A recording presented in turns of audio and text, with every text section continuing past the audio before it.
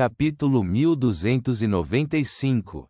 Não me salve, não me salve. Estando localizado no castelo de Sefira e tendo acomodado a carta do louco, Klein já tinha o status de rei dos anjos. Ele não sofria mais nenhuma corrupção direta dos gritos do Senhor Porta, mas o conteúdo dos gritos fazia seu couro cabeludo arrepiar. Suas pupilas dilataram e ele não pôde deixar de sentir uma sensação de horror surgindo em seu coração. Originalmente, ele acreditava que o Senhor Porta gritava constantemente por ajuda, mas o que ouviu agora foi: "Não me salve." Em meio ao silêncio de Klein, a voz fraca e fina perfurou seu corpo espiritual como agulhas. Depois de gritar por mais de 10 segundos, tudo mudou de repente. "Ajude-me, ajude-me." Desta vez, houve uma certa mudança na linguagem utilizada. Klein recostou-se inexpressivamente na cadeira e ouviu por quase 10 segundos. Depois disso, removeu o controle sobre a chave mestra e a projeção do vazio histórico da coroa da lua escarlate, permitindo que a atmosfera do espaço acima da névoa cinza retornasse completamente ao silêncio. Fu! Ele exalou enquanto batia na borda da longa mesa manchada por hábito e murmurou para si mesmo: "O Senhor Porta está realmente meio louco, mas a parte louca não é a que está gritando desesperadamente, mas sim aquela que parece calma, aquela que é capaz de se comunicar racionalmente com as pessoas. Esta pode influenciar a outra até certo ponto, distorcendo o conteúdo dos seus gritos." Quando o Senhor Porta está lúcido, ele, na verdade, grita: "Não me salve." Para um rei dos anjos que esteve preso por mais de 1000 anos, esta definitivamente não é uma reação normal. A menos que sinta que ele trará um desastre que não deseja ver ao retornar à realidade. Um rei dos anjos que perdeu completamente o controle? Juntamente com a comunicação do Senhor Porta com o imperador, e como ele o seduzia constantemente para visitar a lua que é ocupada por uma divindade exterior. Existe outra possibilidade para este assunto. O Senhor Porta, que foi exilado, perdeu a proteção deixada pelo Criador original. Ele encontrou a corrupção de uma deidade exterior específica e perdeu a maior parte da sua racionalidade. Sua condição é apenas um pouco melhor que a do Deus acorrentado. O caminho do aprendiz pode vagar pelo cosmos na sequência 3. O nome honroso do Senhor Porta também inclui o título de Guia do Cosmos Infinito. Isso significa que antes deste Rei dos Anjos ser exilado, já poderia ter feito contato com divindades exteriores e sofreu alguma influência. Sim, o que representa o vislumbre final da senhorita mágica da Terra Carmesim, dos edifícios semelhantes a pirâmides e do cosmos em uma área diferente? Isto não parece estar no sistema solar atual, mas é um pouco diferente do mausoléu que um imperador das trevas precisa. É o covil de alguma divindade exterior que afetou o Senhor Porta, ou devo dizer que quando o Senhor Porta se tornou um caminhante planar e deixou lendas em outros planetas com seres vivos, este é um dos seus pontos de ancoragem? É altamente provável que seja a última opção, porque quando a senhorita mágica viu esta cena, ela não encontrou nenhuma corrupção do cosmos. Quanto mais Klein pensava nisso, mais pesado ficava seu coração. Isso porque era possível que isso fosse um reflexo de como o Apocalipse iria surgir. O Apocalipse definitivamente não era algo que não aconteceria por não pensar ou fingir que não sabia. Não é de admirar que a luz amarela Venifan tenha profetizado que o dia em que a maldição for removida será o início do verdadeiro desastre para os Abrahams. O Senhor Porta continua pedindo ajuda, fazendo com que a família Abraham seja incapaz de produzir outro semideus. Talvez seja uma certa forma de proteção. Embora isso faça com que a família Abraham perca seu status e itens mais preciosos, tornando-os medíocres, pode pelo menos salvar sua linhagem. Na profecia, A solução para resolver a maldição está nas mãos de um aprendiz que obteve a ajuda de uma existência secreta. Klein riu baixinho e teve uma ideia sobre a resposta a dar à senhorita mágica. Ele planejava fazer com que Force contasse uma meia-verdade ao informar seu professor. Em primeiro lugar, era para enfatizar que o Sr. Porta já era meio louco e extremamente perigoso. Até mesmo comunicar-se com ele implicava riscos tremendos. Em segundo lugar, era não mencionar o segundo ritual para a remoção da maldição.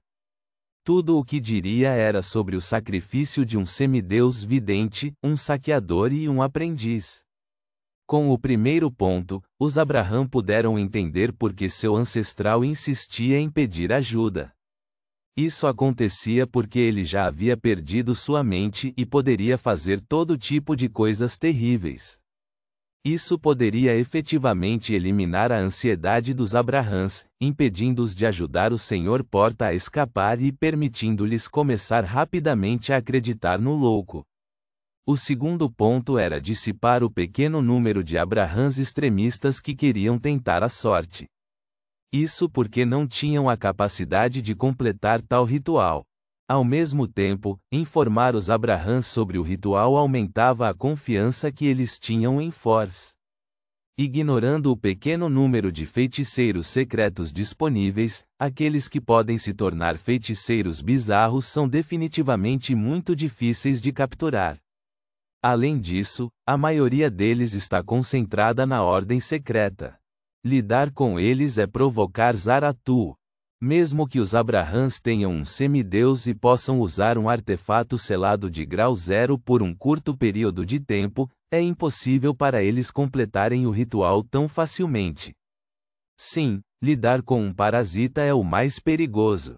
Se não tomarem cuidado, podem acabar tendo como alvo o avatar de Amon. Quando isso acontecer, será equivalente a servir sobremesas a Amon. Além disso, usarei o mundo German Sparrow no futuro para lembrar a senhorita mágica de manter sua guarda contra os extremistas da família Abraham. Klein pensou por um momento antes de responder à oração de Force. Reticências. Depois de retornar da névoa da história para o mundo real, Klein embarcou em uma locomotiva a vapor e chegou à capital de Midshire. No passado, era a segunda maior cidade de Loen e também a linha de frente da guerra recente, cidade constante. Os danos sofridos aqui são muito graves. Depois de descer do trem e sair da plataforma, Klein levantou-se e olhou para a cidade industrial. Embora fosse sua primeira vez aqui, ele tinha visto todo tipo de fotos de Constante em jornais e revistas. Essas fotos eram todas em preto e branco e registravam vários aspectos desta cidade. Entre elas, 3 pontos marcaram profundamente Klein. Em primeiro lugar, estava cheia de chaminés e altos fornos. Era como se fosse uma floresta artificial. Proporcionou um impacto visual impressionante, mais representativo da indústria do que Bäcklund. Em segundo lugar, a maioria dos edifícios utilizava betão e aço. Eles eram mais densamente construídos do que seus equivalentes em Bäcklund. Em terceiro lugar, havia muitos locais manchados com cinzas de carvão, incluindo corpos humanos, mas a qualidade do ar era melhor do que Bäcklund porque a brisa marítima era forte. E agora, os altos fornos, as chaminés e os edifícios altos tornaram-se bastante esparsos. Tudo o que restou foi uma pilha de ruínas. No entanto, em comparação, os danos causados ao distrito fabril foram menores do que as áreas residenciais. Isso acontecia porque havia muitas fábricas siderúrgicas e militares que eram igualmente importantes para Feisak.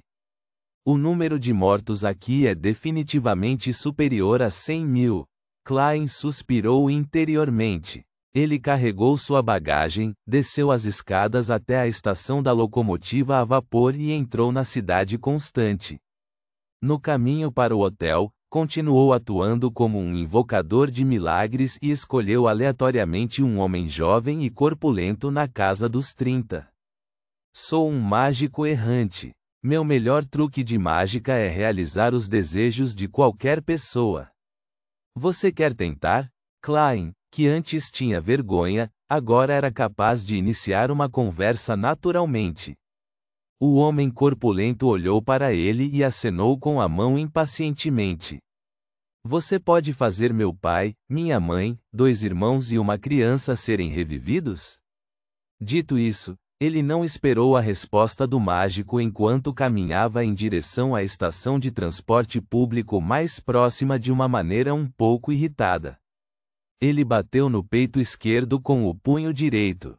Klein ficou onde estava e manteve o sorriso nos lábios enquanto observava silenciosamente o homem sair. Lembrou-se de uma revista que lera numa locomotiva a vapor. Continha várias páginas de imagens refletindo o estado atual de cada cemitério em Cidade Constante. As lápides eram semelhantes às chaminés e altos fornos originais. As prateleiras que sustentavam urnas de cinzas pareciam edifícios altos que haviam desabado. Toda a Cidade Constante parecia estar enterrada em um cemitério. Retraindo o sorriso, Klein contornou a fonte já seca e caminhou até uma pousada próxima. Ao longo do caminho, ouviu muitos pedestres discutindo sobre lugares assombrados e lugares com monstros aterrorizantes. Quando eu estava passando pelo rio Maris, ouvi muita gente chorando na água. Não me atrevi a olhar e corri de volta para a cidade como o vento. Isso não é nada. Vi algo ainda mais assustador na rua Hyacinthe número 9. Tinha um rosto estampado na janela ali. Um rosto muito pálido. Alguns transeuntes desapareceram atrás da minha casa e o sangue continuou até a ruína mais próxima, mas a polícia não conseguiu encontrar os corpos. Que aterrorizante! Que a deusa nos abençoe!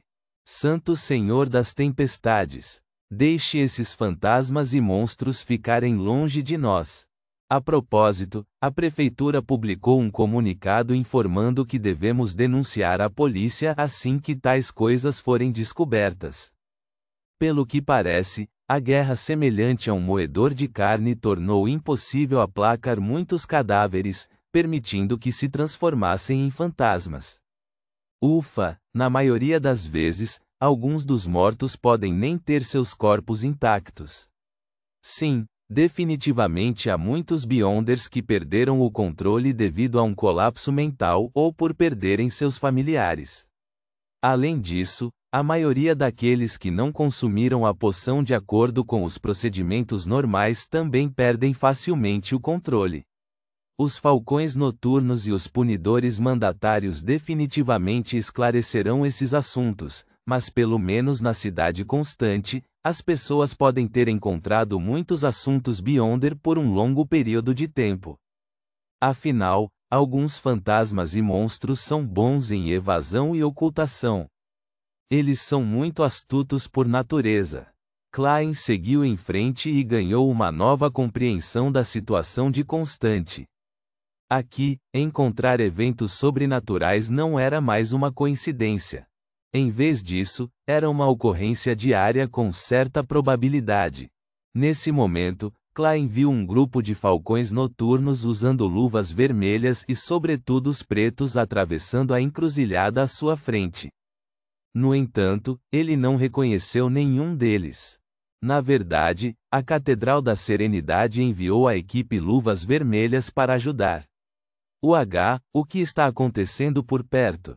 Klein assentiu indiscernivelmente e, seguindo sua intuição espiritual, olhou para um determinado prédio de apartamentos atrás de uma pilha de ruínas. No quarto andar, atrás de uma janela Oriel, um rosto muito apodrecido estava colado na janela, olhando através do vidro. Um líquido amarelo pálido com manchas pretas deslizou pela janela.